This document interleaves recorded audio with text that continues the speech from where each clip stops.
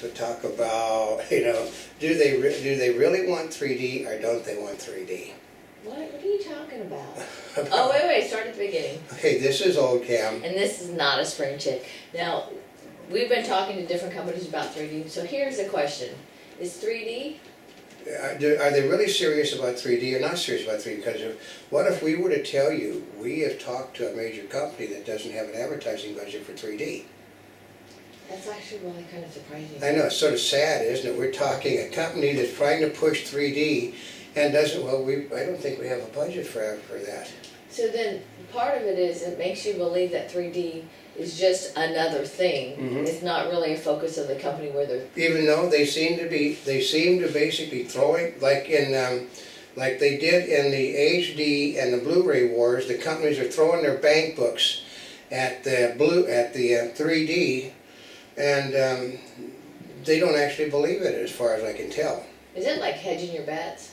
Well, See, part of it is, it goes back, is it a smart business decision, or is it like somebody that they're not a believer? Because people that are true believers are actually much more convincing. yeah, but if you're going to dump 5 million sets on the American market that are probably going to average $3,000 a set, with glasses that run $100 to $300 a pair, you had better be a true believer, because you can't afford that kind of losses. Well, I remember before when we were at the Consumer Electronics Association, I think it was when we were at the industry forum, Yeah. they were saying that, or maybe it was another CEA function, they were saying that people would pay a premium for 3D. Yeah. But the premium does not mean double. No. The premium was a little bit more, I think it was like 10-15% more. Yeah, like maybe $100 to $300 more, but that's also getting a bigger set too. Mm-hmm. And that premium is sort of the same price they were going to pay for the set without the 3D. Mm-hmm. So that's the whole trick. And then Well, I think a lot of it is people have a budget where it's like, okay, we're going to spend X amount on the TV. Yeah. And so we'll get the most TV we can for that price. yeah, but it's just like the day that we're doing this, there was bad news for the TV market on sales today. Best Buy did not come in what they thought they were going to come in, and the stock had just been taking an awful pounding. They're not buying the TV sets. How far off were they? A lot. Oh, A lot. because that's one of the things during Black Friday and that entire holiday weekend. The emphasis was on TVs, and everybody had said that this year, TVs especially, you'd be able to get a good price on them. Yeah, but the good price meant that they didn't make the money. First of all, they're not selling the big items. Mm-hmm. It's basically like it was last year and the year before. They're having a run on smaller ticket items and household items in the stores, because they're not willing to put the big bucks into the big things. Well, they say, well, this tax thing will enable it. No, it won't. Because, the tax reduction, because you're not reducing taxes, you're going to keep them exactly as they are. Let's put it, if you didn't have $10 before they reduced your taxes, you don't have $10 after they reduced your taxes, because you're getting the very same tax break. Yeah, you don't have any more money. So it It's will just the not same. increase spending one dime. And if you keep the unemployed on unemployment insurance for another 13 months, that doesn't add money to the expending thing. That's just keeping the status quo. Mm-hmm. So they don't have the money. Okay, what is it? You have like 17% unemployment if they count they count the people that are off the rolls because they can't get on them anymore. Period. And they basically have 17%. Those people aren't buying big ticket items. Mm-hmm. That's 17% of the people in this country, the working force, that are not buying big ticket items. Mm-hmm. And a 3D is basically not on people's books. I mean, there's going to be a huge event around the Academy Awards dealing with 3D, and we can guarantee you there is interest, but there's not interest enough for anybody to want to be involved in it so far. That's what we found out. Isn't that something? I think they're kind of curious, but they're not quite certain. Well, okay, how many commercials are you seeing on television dealing with 3D? Mm-hmm. How many of those, have you seen those 3D channels pop up anywhere? Well, see, part of it is that all of these companies that said they were going to have 3D channels, even ESPN Sports, right? They were doing the World Cup. Every company that said, one of them said they were going to come out with 24-hour 3D channels, I believe. That the problem is that, we went to a conference last year, which we didn't go this year because we think the conference basically never happened. They never got back to us, so it didn't happen. Last year, the people, they said, product, product, product. Show us the product and we'll give you what you want to put it on. But if no product, we're not gonna set up a channel. That's been a lot of the challenge. Yeah. But part of it is there's not enough, because we've spoken with these companies and it's like, They you don't- say you're coming out with this, but where is it? They don't, because they can't get their hand on the product. We shoot exclusively in 3D, but we tell people, we do nothing but shoot in 3D. But then we down convert most of it to 2D because there's not enough 3D. Okay, we can stomp on ourselves putting 3D. We have one 3D channel on YouTube already, and we're spreading 3D across the other sections of our other section of place video. But if you put two 3Ds on the same channel, you basically decrease one of them. So, so what you don't want to do is step on yourself. So the one channel only gets one 3D a day on it, and so it's there. Okay, a lot of people just don't have. Okay, I got multiple glasses, wall cameras.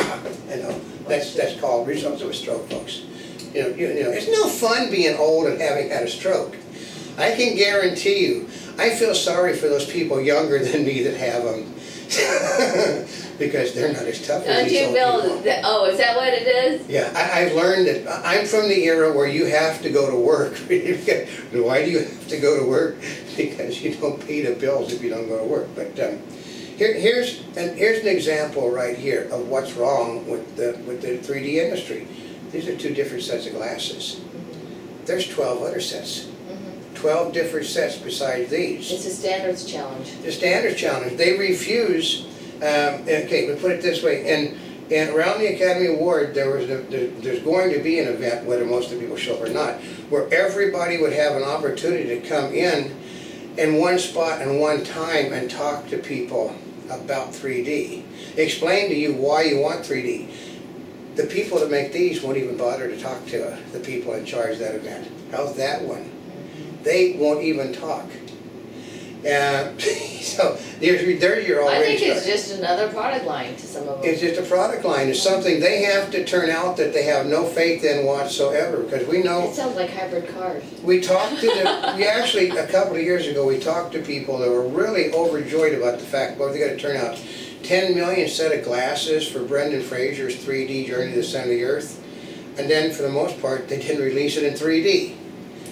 So. Yeah. Yeah, and they had, all these little glasses that say Journey to the Center of the Earth on them, which were going to be given away to people, so that, but it's just, it's one of these things where you either have to,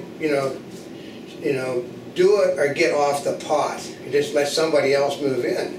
This is a warning, this is a shot across the bow for everybody that has 3D television sets.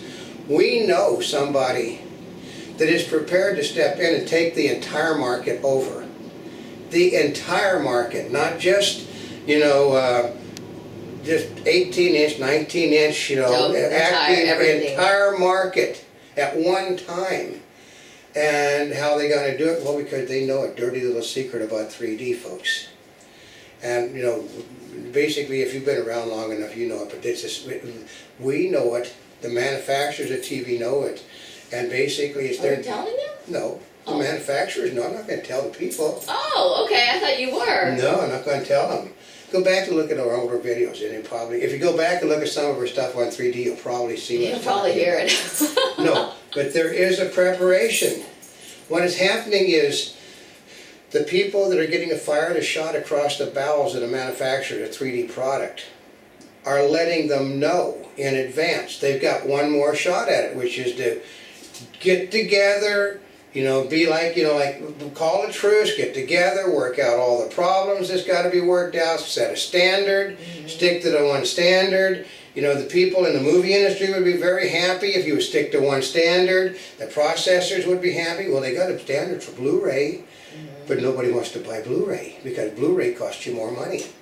Why are you going to pay $10 extra for a Blu-ray when you can get the HD version for $10? Or the standard definition. Or the standard definition for $5? Well, that was, I think sometimes some of the reasons they bring it out is it had become so commoditized that they weren't making that much money. Yeah. But part of it is like, they didn't cost that much to produce. It didn't cost that much to produce.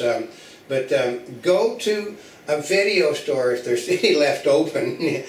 Go to Best Buy. Best Buy, we counted the other day how many 3D titles. There are less 3D titles available today in a video store than there was really before they started pushing 3D.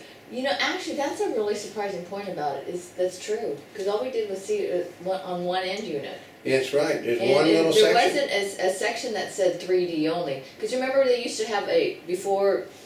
Oh yeah. There was standard definition, there was Blu-ray, and then there was high def, right? Yeah. Now it's just like an end unit with some ones that they're promoting. Yeah. So it's just I know, boy, it's really bad. I actually have fractured my ankle because that side is paralyzed somewhat. So if I start to fall over, you know, in case if you have a sister in the group or you don't like your grandparents, you can laugh at the old guy falling. But no, but we don't think the people are serious. Okay, we like Sony. Sony is basically has a great deal to do with how we're doing things. If Sony was serious, Sony would form a 3D division over at one of the studios they own and turn out exclusively in 3D. Well, because Sony does have the studios, they do have the equipment. They have gaming. Sony has everything necessary to make it work. I mean, they have everything but owning a television network. And basically, Sony can have a 3D cable network. Probably, if Sony wanted to, I know probably one that's owned by a famous green guy that's probably available for sale because they're running movies on his channel now. That they could probably get that. And there's all kinds of channels. Probably the green channel by, you know, there's no longer a green channel is available for sale. A lot of cable things you could switch over, and Sony alone could produce enough material. They could. Isn't that why Crackle was built? Yeah. Because they were looking for programming. You're going, what is that? Sony had a division called Crackle. They still do it, but it basically doesn't do much of anything because we're part of Crackle. I don't pay much attention anymore, but I think we've got like about 700 movies in their hands, so 700 videos. But we are small. We right now have enough available programming without repeating to program a primetime schedule. Actually, we're pushing a month now. 1 month, you know, a primetime network schedule, 1 month without repeating. And we have the capabilities of turning out right now a primetime schedule where the show's a night. I mean, and we can do cartoons, we can do music videos, we can do a variety show. We have the capability of turning out a good sci-fi series. You know, westerns are out of the board because basically we have to go too far away. But whatever we can do within our radius, we can turn out. So if we can do it, why aren't they doing it? That's the question. I know that the guy that does the processing in 3D for us has no life, but yeah. Besides that point. But it's just, here's the model of the people. Here's our model, is that they can, they won't, we will, and we do. That's how we handle 3D. There's no problem. Any television station out there can shoot exclusively in 3D. It's just you know, it's a back conversion thing because now we have like the Panasonic, which is right there in front of us. There's a 2-lens camera. You just take the front lens off and you can shoot it in 2D. Actually, that should be, if you want to think about it, that should tell you more than anything, is that there's only one manufacturer that's producing a 3D semi, right? But they do the Pro and the Semi-Pro. Well, and the Pro is nothing more than a heavier duty version. Unless you're getting like the big, huge Sony. That's Sony. Sony has those big ones. Fuji, Nippon has the big ones. You can get the big stuff, but the future is the Panasonic smaller 3D cameras. They're far better. I mean, but they don't zoom, but then again, none of the things you have zoom to begin with. You know, that probably tells you more than anything, that because they're the only manufacturer that stepped up to do that. Yeah, but we do have a 3D camera that zooms, folks. Yeah. When we go out to the beach, we'll tend to use the 3D camera that zooms, so we don't have to set up. And they'll say, well, if that zooms, why don't others? Well, isn't that a question? Isn't that a good question? Why is it that we have a camera from China that zooms? Are you sure it's from China?